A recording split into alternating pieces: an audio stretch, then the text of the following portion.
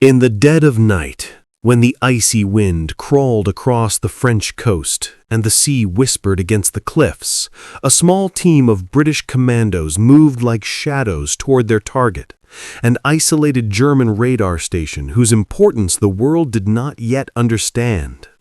This was 1942, Operation Biting, a mission so daring that even the commanders who planned it weren't certain anyone would return.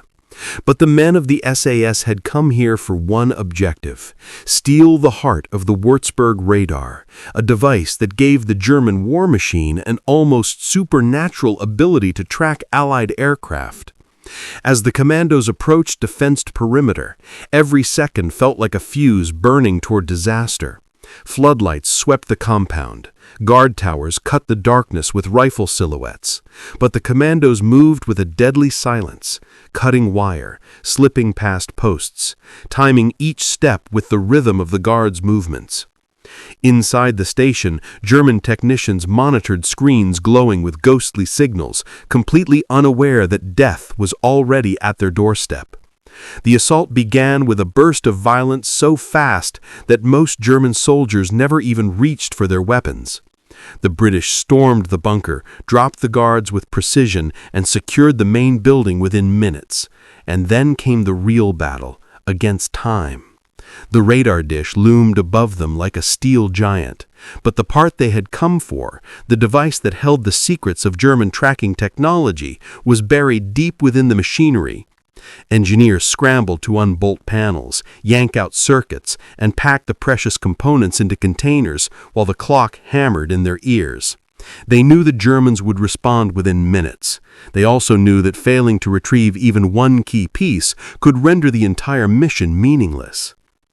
As the team extracted the final component, the distant rumble of engines signaled German reinforcements closing in. Searchlights began sweeping the coastline. The night erupted with gunfire as the British fought their way back to the extraction point, carrying with them the stolen heartbeat of the Reich's radar network. Under a storm of bullets, they sprinted toward the beach, where waiting aircraft droned above the waves. One by one, the commandos leapt onto the pickup lines as the planes roared upward, pulling them out of hell itself. By dawn, they were back in England, and scientists were already analyzing the captured radar. What they discovered rewrote the future of the war. The stolen Würzburg components revealed vulnerabilities, weaknesses the Allies later exploited to blind German defenses during the D-Day invasion. Thousands of aircraft crossed into France under a cloak of deception made possible by the intelligence gathered that night.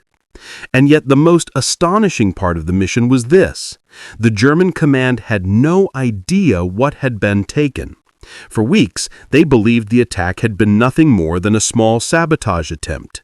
They never imagined that an entire piece of their cutting-edge technology had been carried off right under their noses.